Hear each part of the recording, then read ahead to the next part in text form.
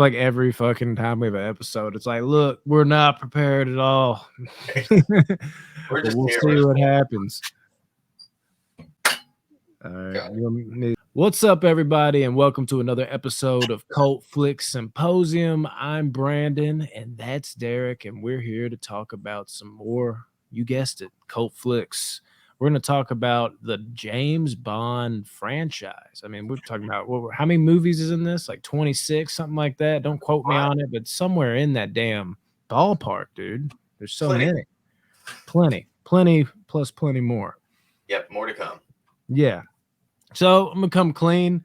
We actually reviewed Dr. No, and Doctor don't know what happened to it. I don't know what the fuck. Something fucking went wrong. Derek was just like, dude, I'm pissed. I don't know where this is at. And I was just like, oh no. And I thought he probably could find it. Has not surfaced. So we're just like, you know what? Since we fucked up, it didn't work out for whatever reason. Let's just come back and do it again. And this time we'll do 2 movies to make up for it a little bit. So this one, I don't know how it's all going to turn out. I always say that because, you know, crazy shit's always happening. But I think we'll be fine once we get in the mix of it. But I haven't watched this movie in like 3 weeks. So yeah, we're going to refresh ourselves as we go. That's fine. We've got this. We'll be able to roll with it. Even from Russia with Love, like it's been about a week now, and I like to I'm the guy, like I like to watch it and then I just go. So we'll see how it all pans out. I'm sure it'll all be okay. But anyways, Dr. No, guys, the OG, Sean Connery, first coming on the scene, man. Do we have a plot for this movie, Derek? I got you, man. First of all, Sean Connery busting up on the scene, iconic, absolute icon, legend. It says a resourceful British government agent seeks answers in a case involving the disappearance of a colleague and the disruption of the American space program. That's it. Yeah, that's how it starts, man. It just jumps in. The special agent is killed. Then they introduce Bond in one of the coolest, most iconic ways. And then you're right into it. He's trying to investigate what happened to this guy and take out the people responsible. And he uncovers a lot of shit along the way.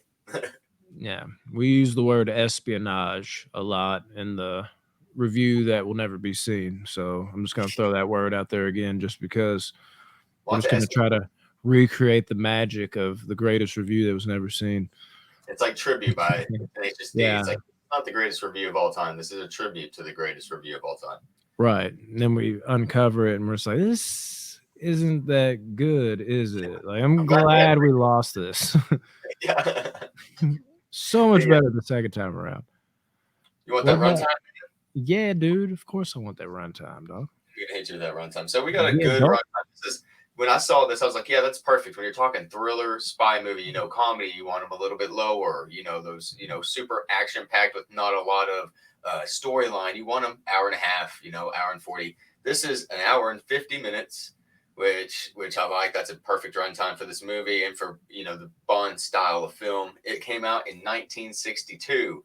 So when talking about Bond, we know it's been going on for a long time. We know how iconic a lot of the actors who have played Bond are, and the character himself, and everything about it, and how you can't really go wrong with a Bond film. Even the bad ones are watchable spy films. They're great. It's still hard to wrap your head around that these almost came out in the 50s. Yeah, like 60 years ago. Yes, man, it's insane. So, and then, Ian Fleming was writing these books in the 50s and stuff. And it's just incredible to think how long this has ran when compared to other series we consider successful that go on for 10, 15 years. This is just, blows all those out of the water. And it all started with this one, Dr. No. Yeah, dude. It is wild to think that it's 61 fucking years old since the first one came out. Like, that is a lot of time. And I believe we talked about in the last review, as I'll keep saying that over and over again, that we're also going to talk about now, or at least I am, like the way this shit is aged too is like flawlessly for a movie to come out this long ago. It feels very present, like day almost. Well, it's the vibe and it's the course of how a lot of films today are made. So they still follow a lot of the same protocol. This film and this the vibe, the energy that they set up for this, it's still carried on a lot today. So it does age well because of that. It's hard to make it better when it was so good originally. Yeah, definitely followed those stepping stones in a lot of the action flicks we know and love today. But in general, obviously there's shit that's aged in this movie. But overall, like when you take in everything into the equation, it's like, oh shit, this was 61 years ago? Like, what Yeah. the fuck? You know, the hand-to-hand combat is lacking in terms of like the choreography and stuff like that, but they still are kind of violent with it. You know, like they Yeah. try to really make hard hits and stuff. It doesn't age well, but I could only Oh yeah. imagine when this kind of came out, people were like, "Dang, they're hitting them hard." You know, Oh shit. this shit is crazy, dog. Judo chop. Yeah, I'm gonna talk about some of that hand-to-hand combat at some point for sure. Because there is some cringeness in there. Oh God, yeah, baby. All right, man. And did we? I honestly don't remember. I feel like it actually might have, but wasn't it like a complicated thing that happened last time in our last review? We were talking about awards and noms where you were like reading them off and you were like, wait a minute, that doesn't even make sense. Yeah, there was something, and now we're gonna have to go through it all again. But that's okay because the people didn't get to see it how the first time. Yeah, come on this journey with us again because it was kind of just like, so upon further review, forget everything I just said. But this one is an awards now. I feel like it was something like that. That's what it is. I remember the real award. The real award was Best Actor for Sean Connery. But there were like a whole bunch of different awards, but they were awards that it has won like recently. Like in remasters and things like that, and Blu-ray. That's what it was. It was like Blu-ray and DVD releases and stuff like that. Winning awards, but the only real award it won in '62 was Best Actor with Sean Connery. Okay, see, look at that. That's why we scrapped that one. Matter of fact, that never happened. Forget every bit of that. We're fresh. We're perfect. We're on the fucking money. We were so much better prepared last time. Just imagine how good that video was, guys. Yeah, this is like the world's best worst podcast. But you know what? We review the world's best worst movies. These cult fucking fucked up movies. So it only makes sense, right? That's right, dude. Could you imagine if Bond wouldn't have taken off? This film or the first couple would have been like the biggest cult classics of all time. You know, obviously now they're a little bit more mainstream, but these are like they still fit perfectly into the cult classic like niche. Yeah, dude. You'd be eating this shit up. Like it'd be like that, like little shit like your uncle or something comes over, that cool uncle's like, you ever seen the Bond films? Like, no, what's Bond? Like I might have heard of it. It's like there was like 3 of them back in the 60s, right? This shit was way ahead of its time. I don't know why they haven't remade these. It'd be like one of those things. And your uncle shows it, and that's like that bridge film that goes from kid movies to like kind of mid-tier and then to more fucking, you know, graphic movies. It'd be like that bridge, and you'd always have that special place in your heart. It could have easily been that type of film. Exactly how I see it too, man. And so as soon as you said let's do the Bond films, that's what I thought. I was like, yeah, they fit. They fit. Oh, for sure, dude. But yeah, so the awards and all, top actor. You might as well talk about that top actor again because undeniably best performance. Got to go to the con man himself, Connery. Connery, man, and you know I'll keep this one short too, man. It's obviously Connery in this one. As it goes along in the series, there are definitely people who compete with the lead. It doesn't happen. Definitely not in this one, and might not. We'll have to see, but might not for at least a couple movies. But yeah, because Connery, the way he just the vibrato he brings to the character, especially in the first 2 movies, is pretty much unmatched. He's so charismatic, and it just seems like is Bond. Yeah, up until about the point where he gets tired of making Bond, then you can see it, but starts to wane a little bit. Yeah. So what about like action scene or, you know, this isn't really even an action scene because there's not really a whole lot of like flat out action scenes in this movie. Yeah. But like a particular scene that involved, you know, at least a quick moment of violence is when that one guy broke into, I can see this where it's been like 3 weeks. It was after he slept with the one girl and he let her out, and then that one guy broke in to fuck with Connery.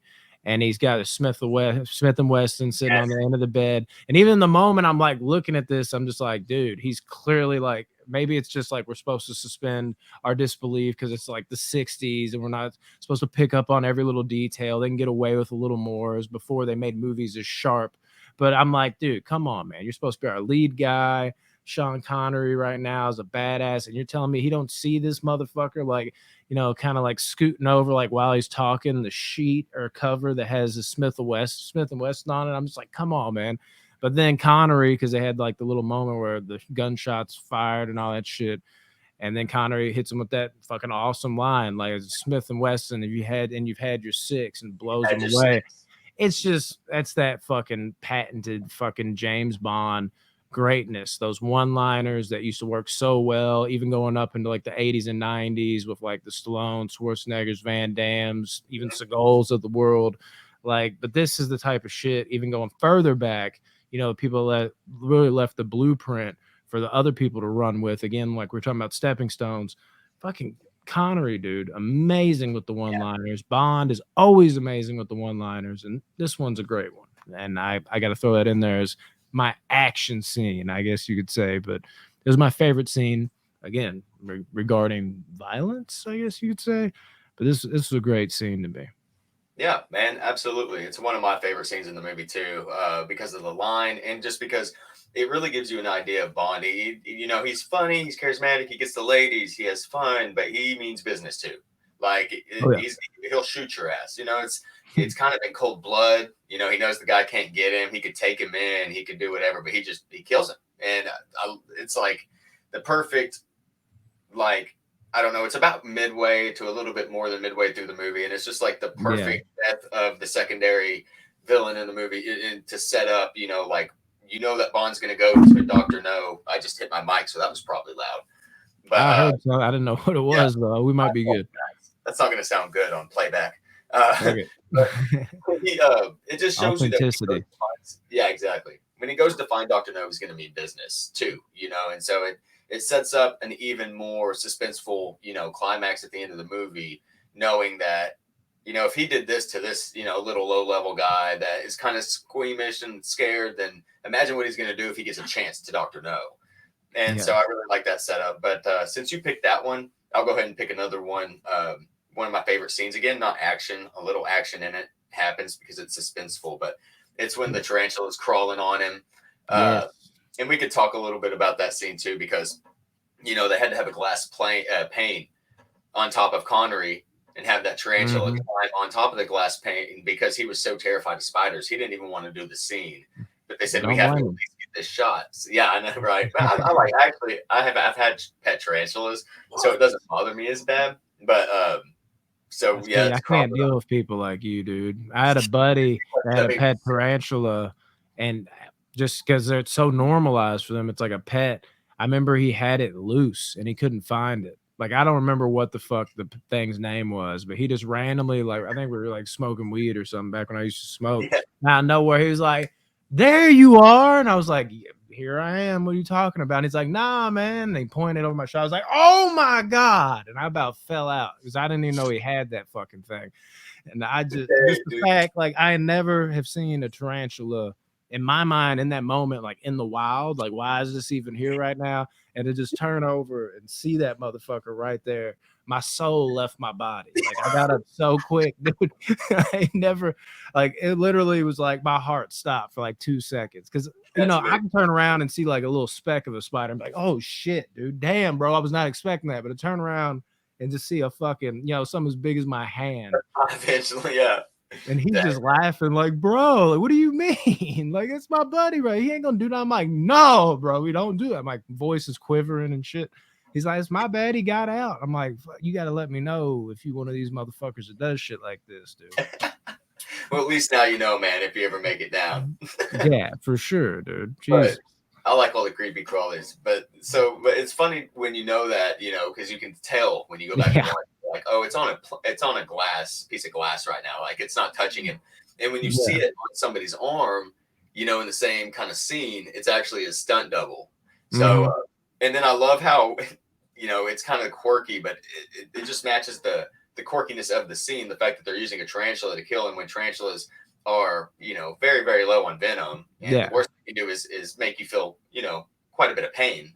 Unless you're allergic, you know, then you can have an anaphylactic, you know, reaction. But other than that, they're not going to kill you. There's never been a recorded case of a tarantula killing anybody. So it's funny that, you know, it's so dangerous and everything. And he jumps off the bed and it lands on the floor and you don't see it. So I love that they didn't actually kill a tarantula for this scene, you know, but then he's hitting the floor with the newspaper and it's like, bum, bum, bum, bum to the music, man. Yeah, we were talking about that. It's almost like the Rocky soundtrack.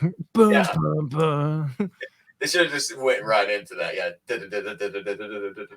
Yeah, dude, that's my we'll just go ahead and get out of the way since we're already talking about it. What fuck it? Yeah, it's my dumbest or cringy. See, the way he fucking does that shit, it really is. I love it, man. Yeah.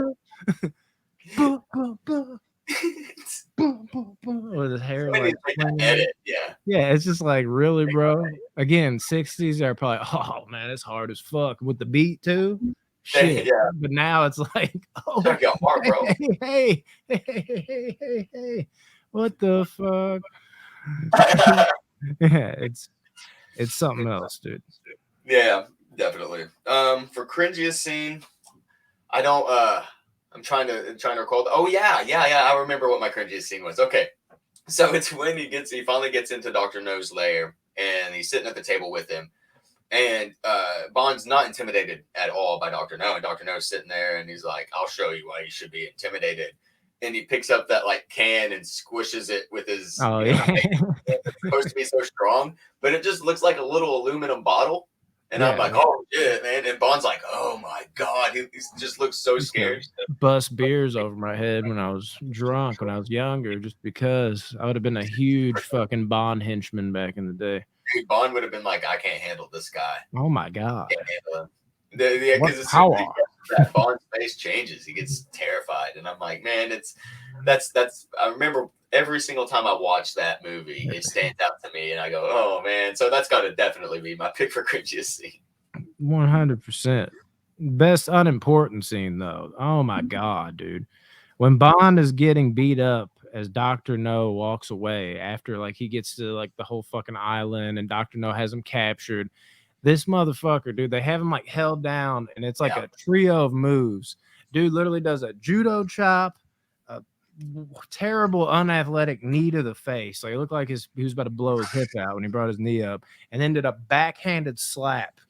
And it was just like this trio of moves just looked like, you know, like you've seen people get fucking hurt, dude. Like in their fucking torture, they're just punching him like, where is he? Like Batman style with the screaming. This was just like, you know, they were like, oh, this is gonna be cold. We ain't punching people here, bro. We hitting them with that judo chop, knee to the face, backhand to the face combo. People are gonna be like, oh my God, dude, these dudes mean business. But looking at it now, we use all 7 limbs, baby. It looks so unintimidating when they're doing it now, dude. It's like I almost smacked my camera way across the fucking room right there. I'd have been like, God damn.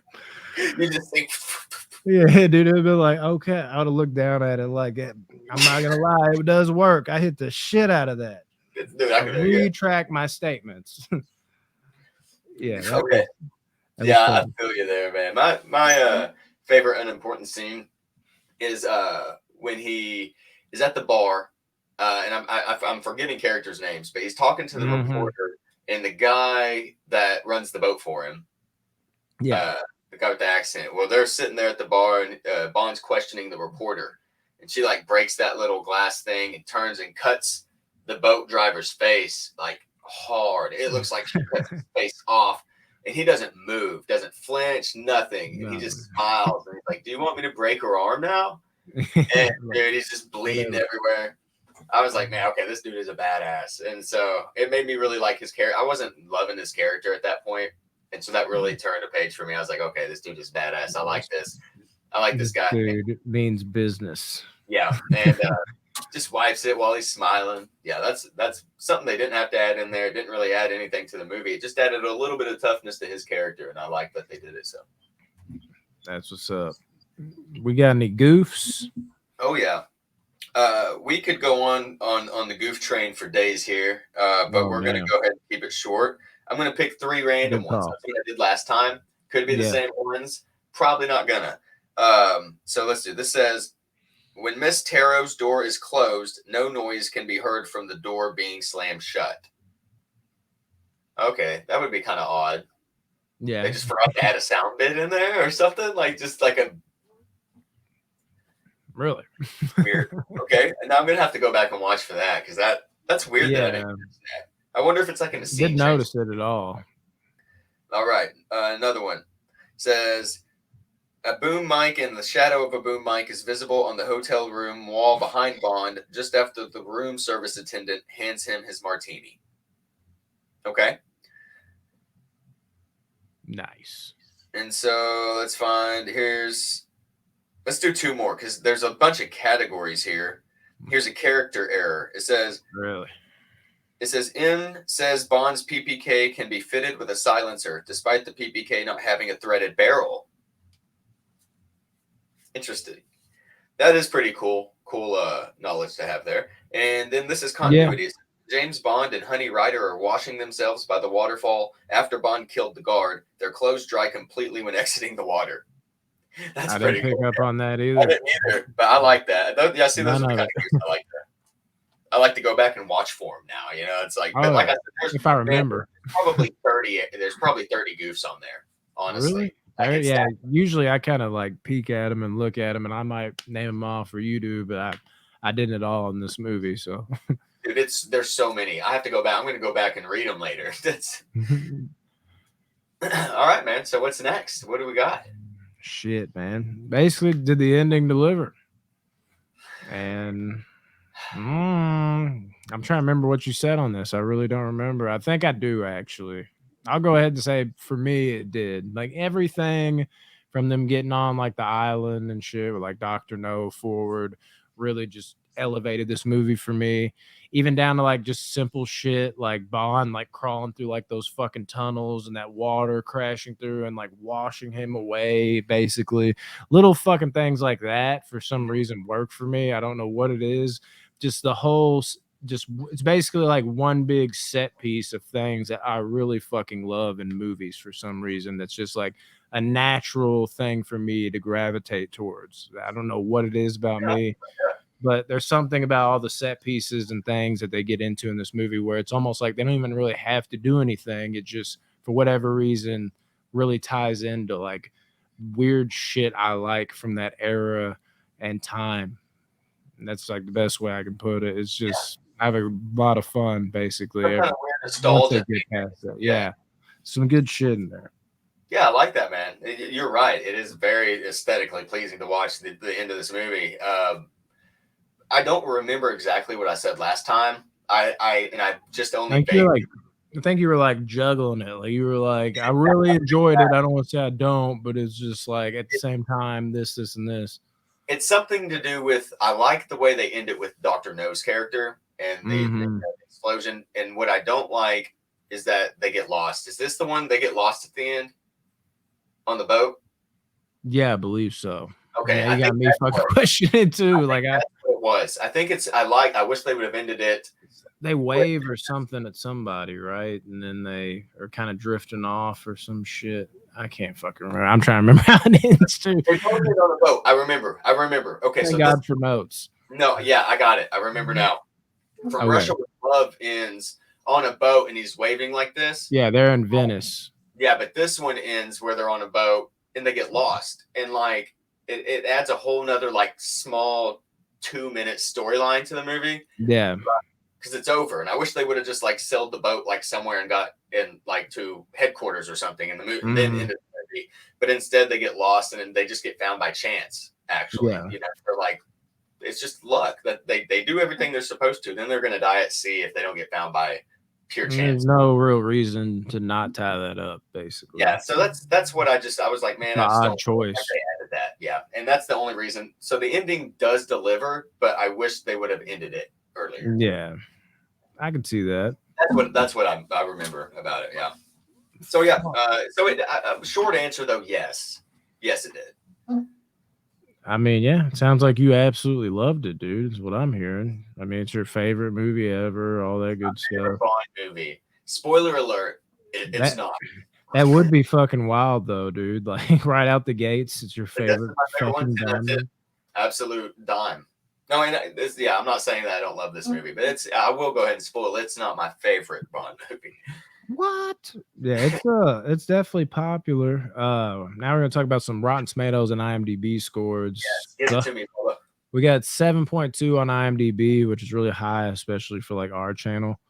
Yeah, we don't have that many high ones. We're talking about some fresh ratings here, man. This has a 95% on Rotten Tomatoes. Can't beat that. 82% audience score. I'll just do 3 fresh ones, and there's actually only 3 in total rotten ones. I'll read those too. All the elements of the formula are there, but in pleasing moderation by Dave Kerr. An entertaining piece of tongue-in-cheek action hokum by Variety Staff. And then, of course, it's nonsense, pure escapist bunk. Love that word.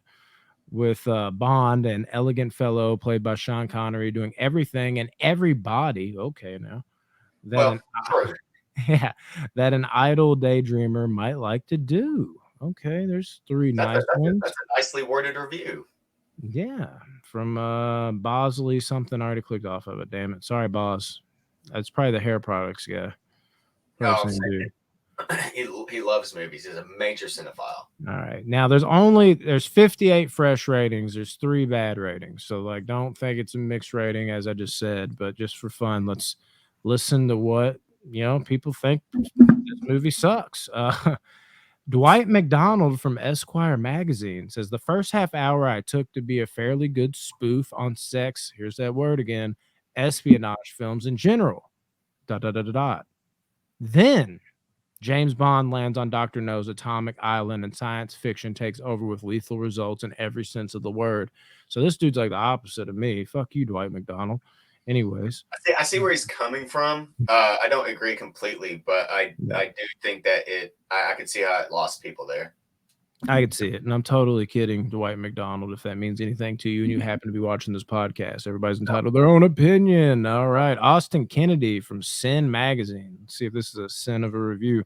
The film geek in me wants to praise it, but the film critic in me wants to expose its flaws. I still have a soft spot for it, but if I'm being truly honest, it's kind of lackluster. He said he's got a soft spot for it. Does that dude even really hate it either? Man, I dig it. And then motherfucking bitch critics. That's what I think I said that last time. It's MFB critics. That's what we were going to name our channel, but it was taken. Yeah, right. Yeah, it's MFB critics. And I think I read what he said, and I was like, "What's that stand for?" Motherfucking bitch critics. Like, because I was just on the fly. Let's see if it's as bad as I remember it being. Scan Connery. Yep, that's why I came in so hard. I guess it's supposed to be Scam Connery, maybe, or maybe he just spelled Sean Connery. I guess both is plausible. Scan Connery is such a disappointingly wooden and boorish Bond that the script's touches of grim humor go for less than they need. Again, motherfucking bitch critics. Actually, it's Monthly Film Bulletin, but that's what we'll refer to him here as. But yeah, so if you want to hop on the hate train and maybe you hate this movie and you're like, man, no one else does, there's your 3 critics to just, back up. But overall, man, high praise. What about our personal scores, though? All right. Okay. I'll go first, man. So I want to put this movie has a special place in my heart, as it does a lot of Bond movies. It's like that. It's like what one of the reviewers said that you read. It's one of those movies where it's not great, but it has so many great things about it, and it sets up so many great things, and it introduces us to so many things that we're going to love even more so in the future. And so it does kind of miss in some spots, but when I rewatched it, I realized that it does hold up and that it is a well-made movie too. It doesn't feel like a B movie in any way or anything like that. It feels like a major blockbuster for 1962, and it holds up well. So I'm going to give it an even score of 8. And I feel like that's a perfect score for this movie. And it also gives me a really good base point to kind of go up and down from moving forward. Yeah. Franchise. So I feel like it's a really good fair score to give it. I dig that. And I'm around the same ballpark. Anything 8 and above to me is great. This movie used to be a high 8, actually, like an 8.7. I think it used to be like real high in my James Bond ranking. I will see on this rewatch, but now it's more of an 8.3 out of 10 to me. Certain things, I guess, looking at it, every once in a while, that critical view will kind of fuck with you. But overall, I still was enjoying my time with this movie. I definitely love this movie. It's definitely one of the Bond movies I've watched the most in terms of growing up and shit.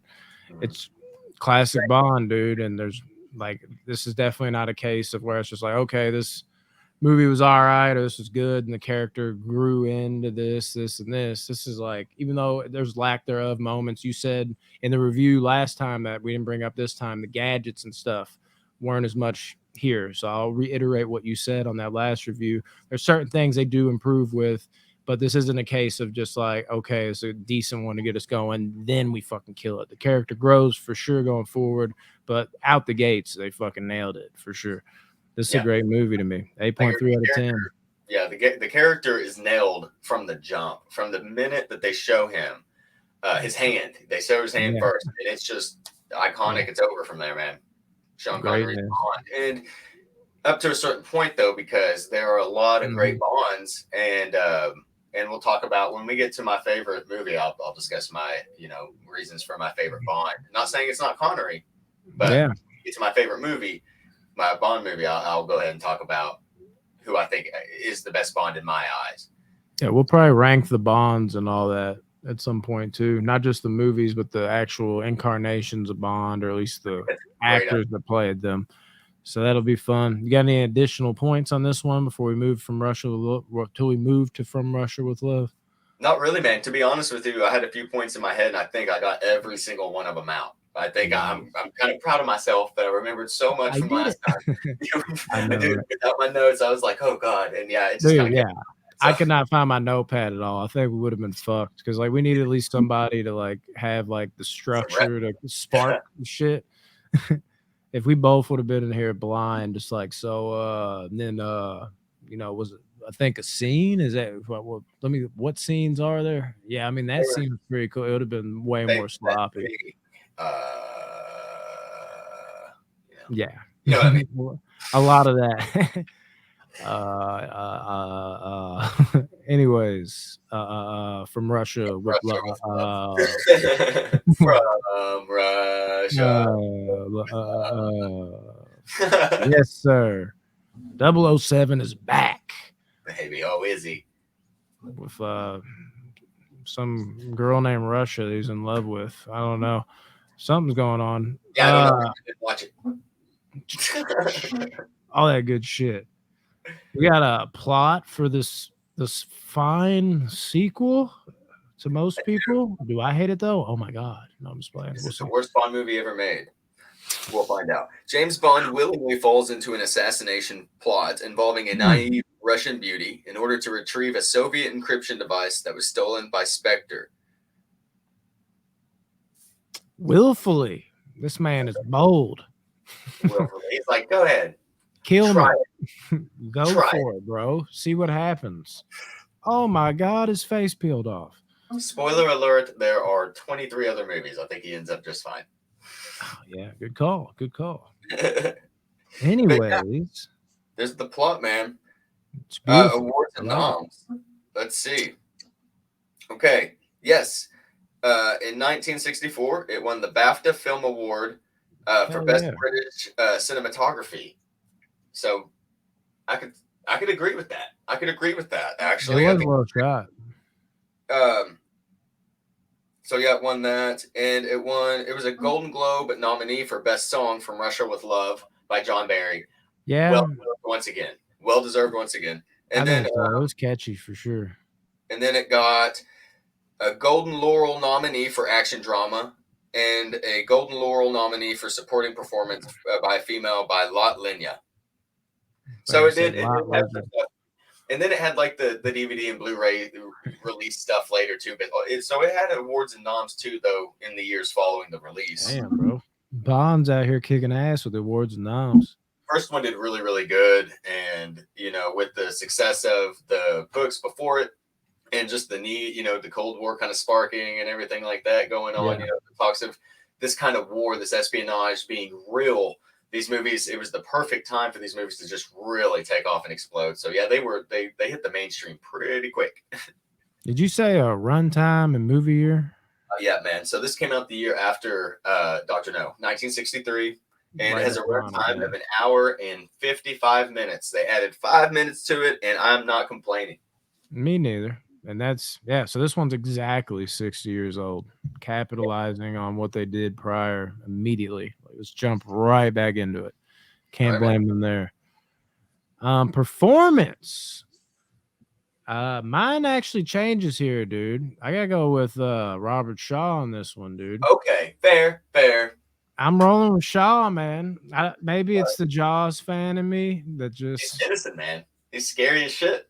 I can't not. It's weird though, like what like tight bodies and shit were back then though, because they were like hyping up him as being like this, like good lord, you're like the muscles. They're just like you're so physically fit, and I'm just like, I mean, he's like skinny-ish. Like, I mean, there's nothing wrong about he's not out of shape, but it's like, yeah. Nowadays, you're like, you'd be like, that's a guy at the beach. Look at that.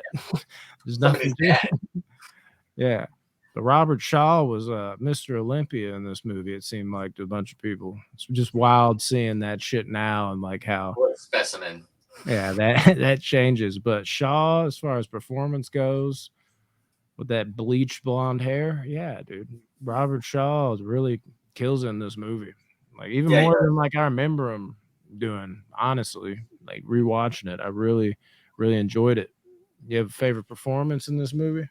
I do. First, I wanted to say Lotte Lenya, the one who was nominated for Best Supporting Actress, is she plays Klebb. So she plays the lesbian officer, and so I thought that was really cool that she got that nomination. I thought her character was a really cool character, and kind of a little bit controversial for that time too. But also, my favorite is going to go to Sean Connery in this one. Yeah, I feel it. Yeah, man, I feel you too, man. Shaw's great in this movie, and as soon as you said it, like it made me think for a second. I was like, oh, okay. But it was either going to be Connery or him, or maybe one of the Bond girls. But they don't really start, having these great actresses in those roles until a little bit later, and then they have a few. Yeah, I agree with that. Greg saga kicks off, and even they became more important and integral to the script, like not just like bombshells, but just like fleshing them out. Exactly, not just bikini models hired to come walk, on the beach, and so but it still goes to Sean Connery in this one, man. Still killing it. Like I said, there's a point he falls off, but yeah, not quite yet. He's still top form for sure. Action scene and scene, I just kind of combine them together here and I cheat. It's really just anything with Shaw and Connery on the train at the end, like everything that goes down there, action scene wise, the cat and mouse that goes on, just that's my favorite part of the film. And that whatever you want to pick through that whole section is just easily my favorite in those categories. I can't really even narrow anything down. I mean, I guess action scene you'd go more with when Connery finally like just starts fucking around with Shaw and they start tussling and all that shit. I guess you go with that, but just everything goes into that whole entire, you almost call it predicament because of it being stuck and isolated in that one spot, is the best scene, action scene, anything of the movie to me. That's the best shit. Yeah, well, dude, okay. So I totally agree. That would be my pick too. But I had a feeling that was going to happen because it's, like you said, such a good scene. It's one of the longer action scenes. So it really does make a bigger impression than most of the ones that have to this point in the franchise. But I'll go ahead and pick the last fight with Klebb, where she's got the poison boots. The toe knife. And it's kind of cheesy, but the way she's aggressively kind of, moving and kicking at him. Yeah, she's going for the throat. Motherfucker got the chair and shit. Yeah, so it's kind of it's unrealistic and everything, and it's kind of cheesy. But so are most of the action scenes in these earlier movies. So I don't really see it that way. I saw like she was about to get him. Like she was pretty close, and if he wouldn't have had help, she might have. He was kind of in a tough spot. So I'd go ahead and put that up there with the action scene because it drags out a little bit too, and there's a few different elements they throw in there. To kind of make it, I don't know, just a little bit more interesting, and it sets up the movie. It kind of starts setting up the next movie with and I forget the main villain's name, the dude with the cat, but kind of starts building his character even more because now his two, I guess it'd be his right and left hand people, are gone now, both killed by Bond. So, or no, well, one was killed by him, but either way, they're both gone. So. Yeah, I mean, and here's the thing too, man, to think about. Like, it might be kind of cheesy. I even kind of had this like a little, like I had a few moments that were kind of like, funny, cringy, and that was kind of in the mix for that. But the thing is something you got to take into consideration when you're looking at this, though, is we've seen that type of weapon before. Like, especially like way better utilized in newer age movies. You see like a martial arts movie where a motherfucker will kick out a knife on their toe and they'll do like a spinning heel kick and then slit somebody's throat. And you're like, oh shit. And this looks like garbage in comparison. But if you think about it on the merits, just like how many times has this been done before, in 1963, since, that's when the year it came out. Like this, for all the fuck I know, might have been the first time. Maybe in 1963, you're like, oh, this bitch got a knife on her foot. And then she's swinging around. Like, like you in 1963, everybody might have been like doing that, like hold everybody back. Like, oh!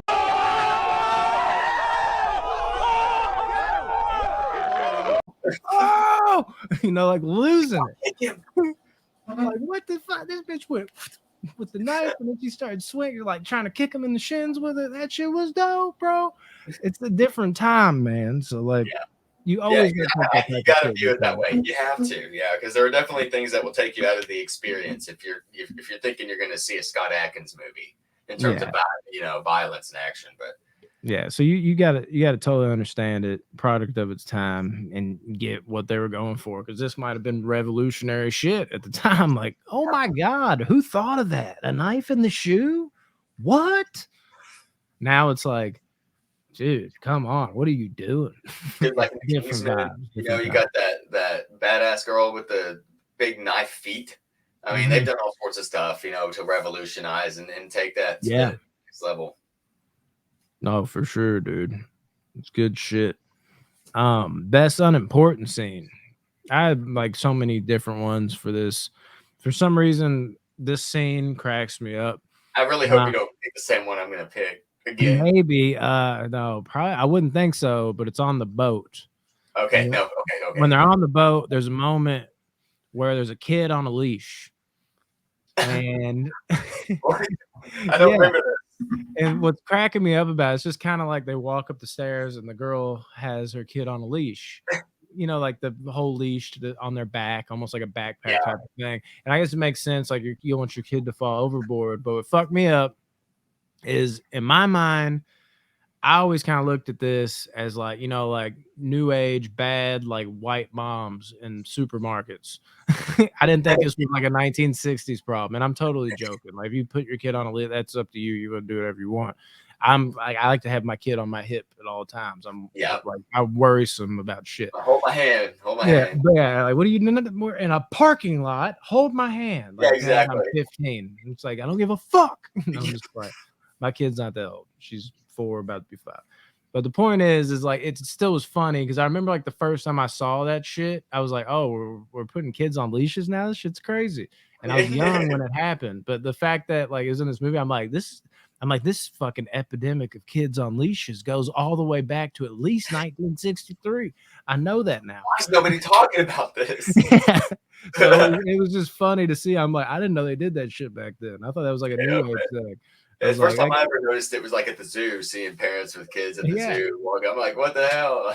Oh, the first time you might not have been hip to it because it happens real quick, but it is in the movie, dude. It's 1963. I'm gonna definitely check it out. Yeah, dude, it's right before Connery's on the boat with the main chick or whatever, and he's like taking pictures of her, or fake taking pictures of her, and he's got like the tape recording inside of it or whatever. Yeah, there's a girl with a kid on a leash. I don't know why I just laughed at that, because I was like, oh shit. I'm like, I didn't know that was like an old, like this has been going on for centuries. I had no idea. Thought this was a new age thing. Yeah. Start going back, finding old text history books with pictures of kids on leashes. So like, oh my God. What are we doing to our youth? So I've got 2 picks for an important scene, so I'll keep them really, really brief. But one is the gypsy fight. The Greek, Greek gypsy fight or whatever it is. Hilarious. Awesome. So glad it's in there, because those girls go at it, dude. They are ripping each other's hair. It's hilarious. Classic. And then I just lost my other one, so I might just have one. Let me fuck, I hate when that happens. God dang it. Oh, yeah. And you never want to dwell on it too long. It's like 5 minutes later, like, stick with me, guys. I struggle with that because if you look at reviews on my channel, I don't write notes. Like how I got this, there's no notes. It's just like off the cuff. I have no plan. I'm just like, well, actually, yeah, you know what? Shit, rewind. Let's talk about that real quick. So when I lose something, it's just, well, that's gone. Just gotta cut your losses sometimes. Yeah, that one's gone. So we'll move on. Back to me. If it comes back, just real quick out of nowhere, it's like, oh shit, real quick, guys. I remember what I was thinking of. Blah blah blah blah blah. Okay, cool. Just letting y'all know that, and we can jump right back into what we were doing. Because I know sometimes I'll come back later, and you're like, shit, I want to say it before it'll happen again. Yeah, no, for sure, dude. For sure. What about dumbest or cringiest moment? You have any of those? I do, man. Okay, so I think it's got to go to the opening scene, and the reason is it's not anything other than the fact that this mask is just way too realistic and it's too unnecessary. I think it would have been a lot better if they would have only shown the person from behind. Yeah. Like, and he looks like Bond, and they make you think like it's Bond and stuff like that. And maybe someone comes over the radio and they're like Bond or something, you know, and you think it's him, but they don't show his face. And then it's just somebody that looks kind of like him. I would have liked that a lot better than the fact that that it's Bond, it's Sean Connery, and then he's on the ground and they pull off this incredibly realistic mask. You know, when they go up to him, like his face, it was Sean Connery, but then right when they're about to pull it off, it's just like this. It's just like some fucking random ass, fake ass mask. That's what's fucked up. That's mine too, but this is also like a play on something we've already done before with Lady Snowblood. Same fucking cringiest moment. At the end of Lady Snowblood takes the mask off like the main villain's face, and it's not the main villain. And then he's like behind the glass, like, oh shit, I'm still alive, and goes to run away. And it's the same thing where like, it's hard to beat it up because of the time, but like looking at like the effects and shit they have where you go to take a mask off and it's so fucking fake looking when you go to actually take it off. It's just, it's just funny looking now looking at it, but same fucking thing, dude. The mask in the opening scene gets me, and you're exactly right. I would have definitely preferred to have, you know, like what you said. I mean, that works perfect for me. It just kind of alluding to the fact that this should be Sean Connery right here rather than just flat out showing it, and you're just like, what the hell is that? Yeah, it's just, I don't know. A lot of scenes like that in this movie. I remember what it is. It's when he. I want to make sure I'm on the same the right movie. This is the one where he goes back, right, to sleep with that foreign girl. Yeah. That tried to have him killed. You're talking about when they're filming? Because there's the people filming behind the wall. Oh, I might be on the wrong movie. Dang it. I think I'm on the wrong movie. I think I should have had that on the last movie. It all mixes together. That's probably why it left me, because I got back on track with the right movie. Anyway, so that's a good unimportant scene from Dr. No, since I already said it, and we broke up the action. It's when he goes back. Yeah, it's when he goes back to sleep with the girl that set him up to be murdered. And they have sex, and then he puts her in a cab and pretty much tells her, yeah, I know you tried to have me killed. Have a nice life. And she spits on his face. Yeah, I think that's the scene right before he does the Smith & Wesson, you have your six. It is. I'm pretty sure right. That one. Right. Yeah. So that's a good unimportant scene for that. Yeah, boom. I'm back on track now. Boom. We're back at it. The point that I didn't make about this one, they really bring back or they start the kind of trend of having decent gadgets in the Bond. We talked about in the last one. They didn't. In this one, he has a briefcase with a couple different things in it that are rigged to do a bunch of different tools, you know. So it's something he's able to use out in the field that in the first one, he just got his, signature PPK. Whereas in this one, he has that, but he also has a few gadgets and tricks up his sleeve. Literally, potentially. Exactly. Oh, man. Yeah, dude, I figured you'd say something about that. It's one of those, like, I thought about saying something, but after you were harping on that heavy on the first one, I figured you'd have something to say on that one for sure. Glad you brought it back up in the first one because I didn't. Yeah, I forgot to mention it. Forgot about it. Review, and so I might not have. But yeah, you mentioned that, so it's been in my head since to make sure that I make a point to say that they at least start moving in the right direction. He doesn't have anything too crazy, but these are all things that are potentially realistic, especially in that day and time during as big as espionage was. There's that word again. You know, I'd find another way to plug it in, baby. Have to. Gotta give you credit for that one.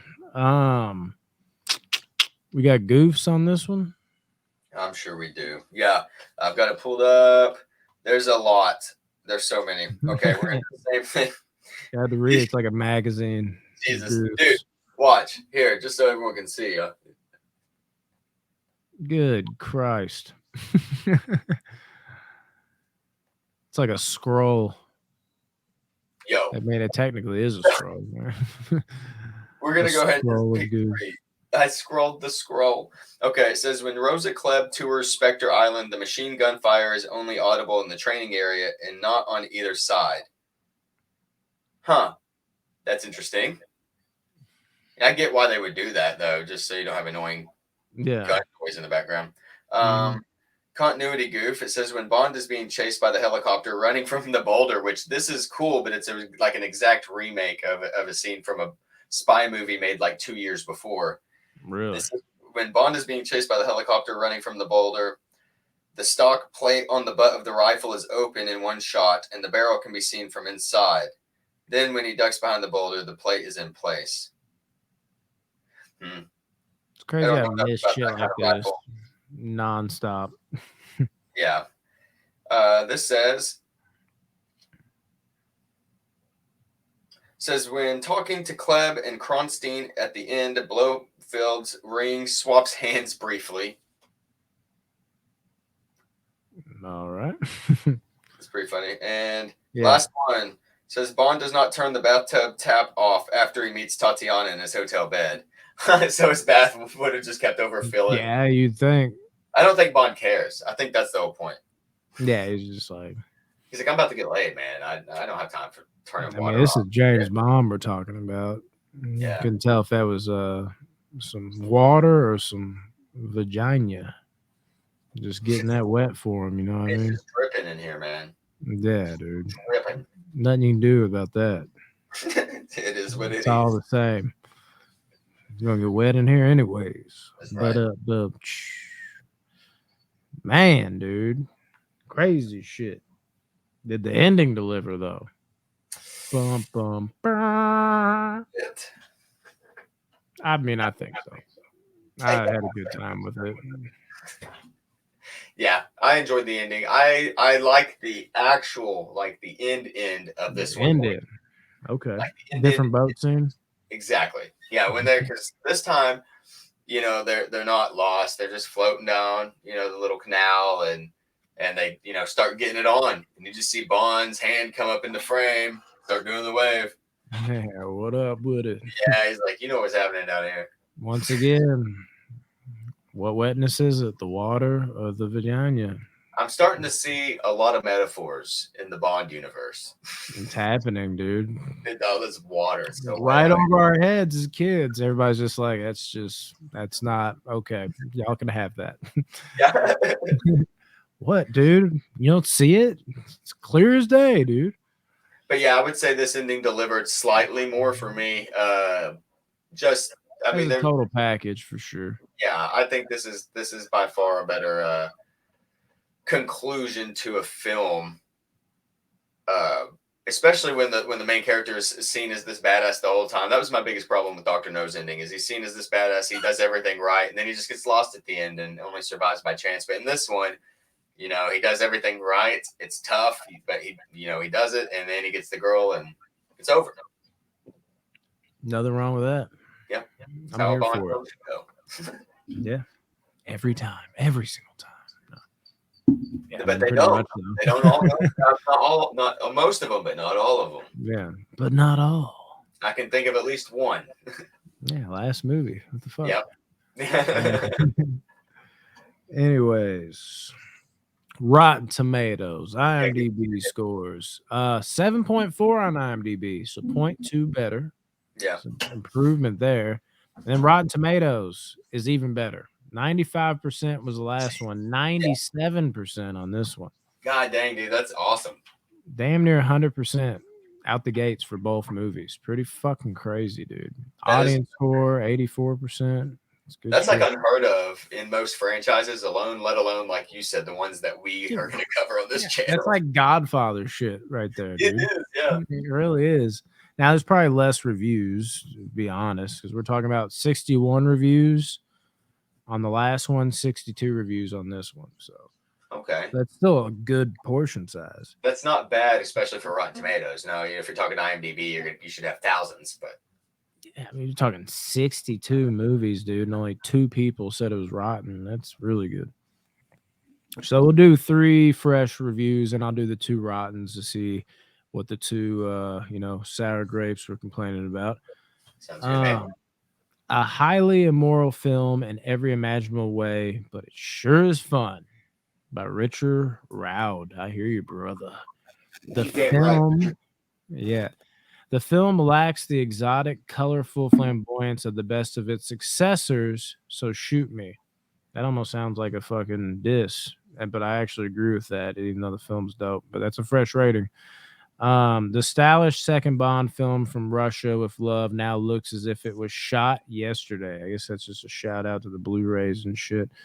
But yeah, pretty fucking solid either way. Didn't pick the best reviews, but who gives a shit? Oh my god, dude! If you remember this guy Dwight McDonald from Esquire magazine, he was one of the ones that gave it, Dr. No a low rating. He gave this one a rotten score too. Okay, this dude likes Bond in general. He needs to stop. Sounds like it. But here's the thing: it's gonna be interesting going forward, actually, to see if he's always in this rotten category. Because this is the second time I've seen this dude. Because he actually says a come down from Dr. No. I haven't read the rest of it, so he's thinking this is even worse than Dr. No. But he gave Dr. No and not a fresh score either. But he says a come down from Dr. No, whose brisk parody here slackens into a queasy compromise with the real thing that tries to have it both ways and so fails to have it either way. And I'm almost positive, I could be wrong, watch me completely butcher this, but I think he's the guy that gave Dr. No a negative score that said it all went to shit when they went to the island. He is. That's the same one. Same review. Okay. So he's at least consistent. First half of Dr. No was good. Second half brought it down. This sounds like he didn't like any of this one. It sounds like he didn't like it because they went with the same vibe kind of as the end of Dr. No, and he was like, he's a Pierce Brosnan Bond guy. That'd be funny if they're all negatives from him. Then we get to Pierce Brosnan. He's like, finally. He's like, die another day. He's like, I live for this shit. Yeah. Oh shit, dude. Live another day for this guy. My lord. Philip French. I can't read that because it is in French. His last name is French, and he's also speaking French. That's crazy. I just lied about that. Rotten Tomato for this guy. Much of it borders on the inept and the embarrassing, and that goes for the title song sung by Matt Monroe, the singing bus driver. I don't even know what to think of what that man just said. I don't understand a single word just come out of your mouth. Yeah, much of it borders on the inept and embarrassing, and that goes for the title song sung by Matt Monroe, the singing bus driver. I don't know what that means. Was there what the fuck I'm talking about? Was he a bus driver in the movie and was singing? Is that like a tie? And because I don't remember that. I don't know. Either way, movie's highly praised overall. So once again, screw you guys. Yeah. So I guess that just leaves personal scores, man. Yeah, man. Okay. So I'll go ahead and go first since you gave those scores. Spoiler alert, it is higher than Dr. No. How much higher is it? It's I will go ahead and say again, still not my favorite Bond movie. Oh damn.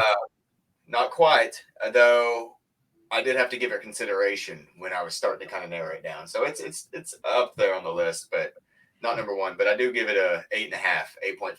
Nice. Yeah. 8.5 out of 10. Definitely respectable.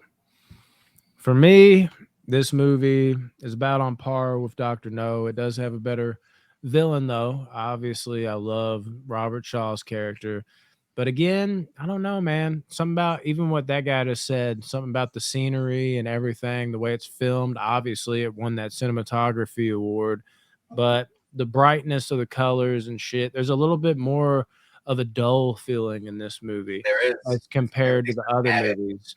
Maybe it is the set pieces. Maybe it is the bright and colors. You know, I love Venice, dude. Something about Venice. I think going back to Tomb Raider 2, the second level on Tomb Raider 2, where you had to go in Venice, like the boats going through the city. Wow, you just brought me way back. Yeah, me and my dad used to play the shit out of that game. It was like the only game I get my dad to play with me. And there's something about Venice that always just brought me in. So I love that at the end of it. But overall, the game is GoldenEye. Yeah, like the cinematography is beautiful, but the color schemes and the set pieces are a little more bland. And I think in a weird way, that is like important to me in a Bond movie. And it does hold it back a bit, but overall, like the technical movie making aspect of it, it's a better movie. But as far as enjoyment for me, it's a little less. But this is another great film. I'm giving it an 8 out of 10. So we have two great films out the gates. Starting off, man. Wow. Killed it. Like I said, better watch for me, by the way. I usually rated this one the low 7s, but it's climbed to an 8 as well on this last watch. This was my best watch of this film, I think. That's awesome, man. Yeah, it's one that, like, when I first watched it, I thought it was kind of boring, but I was young, like young. Like, I don't even remember how young, probably between 10 to 12. It does feel that way because the Bond movies have like this, like there's a lot going on if you want to dive into it, but a lot of the movies, they also have that turn your brain off flavor to them to where you can just kind of sit back and not really pay attention and just pick up on certain things and just be excited. This one is one you can't really do that with. But if you actually put in the time, it's just as good, if not better, than other Bond films. Yeah, completely. And something, my last point on the movie is just that the music is a big step up in this one. Huge step up from Dr. No. I don't know what that guy's talking about with the opening sequence. It's pretty good. But the song at the end credits, that when they start playing that, when they're rolling down the canal in Venice, man, that's one of my favorite Bond moments. Like it ties the scene, the end of the movie together. It starts playing, just a beautifully sung Bond, song. And that's something that I didn't mention about Dr. No, at least not in this review, is the soundtrack was not great. And in this one, it is. Yeah. Yeah, it's wild, man. It's pretty crazy. I had one final point too, and I forgot, but you know what? Fuck it. Well, maybe when we come back and do number 3 and 4. Or just 3. Maybe we just do 3. If we can do it next week, we'll just do 3. If we wait 2 weeks, we'll do 2. Yeah, it just depends. Yeah. I mean, I might be able to watch both next week. Who the fuck knows? Yeah, we'll see. I'm gonna start on them. So because I'm excited. I'm starting to get back into the Bond franchise, man. I love these movies, and I'm excited to get to the end of it too and break them down and maybe have a video where we rank them. Even though, like I said, when we get to my favorite and stuff, I'll go ahead and mention it. But we'll, where's that going to be? Could be next video. Could be in 3 months from now when we finally get to the end of this thing. Could never happen. Like, damn, dude, they're all dead even. Who knows? Yeah. No, I think that's what I was gonna say. It was just a little tidbit how, like, I think this one is objectively the better movie than the first one, but I do like Dr. No better. But this one's a better overall film, I think. I feel that. Yeah. But yeah, that was my little tidbit that I forgot about. I was like, damn it. It came back just like yours came back. Well, you're just like, shit, it's not even the right movie. Fuck. Yeah, exactly. At least I got to make a point with it. But yeah, it was kind of, but it happened. It was off a little bit. Yeah, but you brought up Dr. No again too. It's just like, shit, dude. Are you sure you don't like Dr. No better? You keep bringing it up during the Rush for Love review. Like, dude, I miss it. I love it. I'm not even gonna watch the rest of these movies. I'm just gonna watch Dr. No every time. Yeah, over and over again. It's like, I'm telling you, I like this one the least. It's like, I don't know, man. You keep bringing it up. You seem like you love it. Yeah, it's good shit, dude. Awesome, man. Yeah, well, I'm excited to continue the series. If Oh yeah, man. what we got next? I'm tripping. Is it Goldfinger next? Yeah, Goldfinger, and then is it Moonraker? Dude, I don't think so. Let me see though. I could be wrong. Why am I thinking Moonraker? I'm thinking, is that Connery? I was thinking that was Is that Morris? what the fuck's his name, dude? My brain's just shutting down. 007 movies in order. It does get confusing.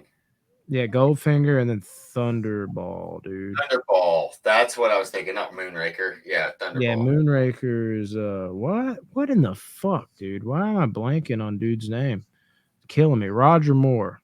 Yeah. That's it. Yeah. But yeah, I mean, I don't really want to spoil alert anything, but Goldfinger and Thunderball, dude. Those are some bomb movies, man. Those are some good ones. Dude, it's still fire. I mean, this is coming in hot unless something drastically changes on this watch.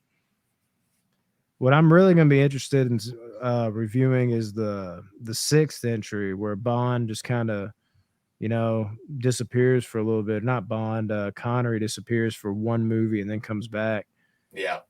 That On Her Majesty's Secret Service. This is actually like, there's a lot of people that vouch for this movie, but I feel like I've never been able to get into it because the guy that plays Bond, it's just this one movie. And then I think my camera just did that one thing again. Yeah, that's all right. Yeah, we're about done anyways. But it's just that one movie he shows up and then it goes right back to Connery. And maybe on this watch, it'll feel a little less uneven just because I've seen him enough and I'm looking at it from more of a review standpoint.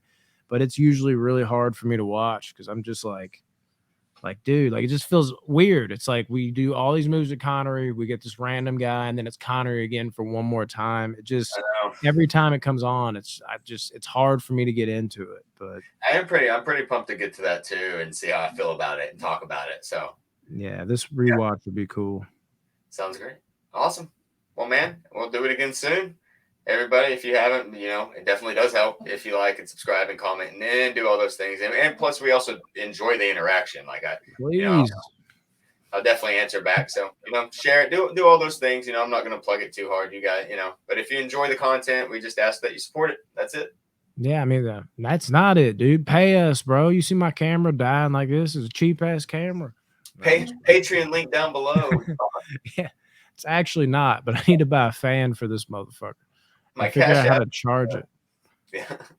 This shit will not charge. So, like, I need your help, please. No, yeah, just comment, like, share, subscribe, all that good shit. That's all the help we need. It's funny. I gotta get used to saying that shit because I've never said it because I thought it was cringy, and finally, like, now, I don't like doing it, man. Yeah, you can see it on my face if I'm just like, look, dude, this is what us YouTube motherfuckers do. Like, fine, I'll say it, like, share, subscribe, but mainly just comment. I like talking to you. That's what I'm saying. Yeah, I want interaction. I want to hear from like-minded or different-minded people. So. If you're like, you fucking suck. Like, all right, then let's talk about it. Let's talk about that. Thank you.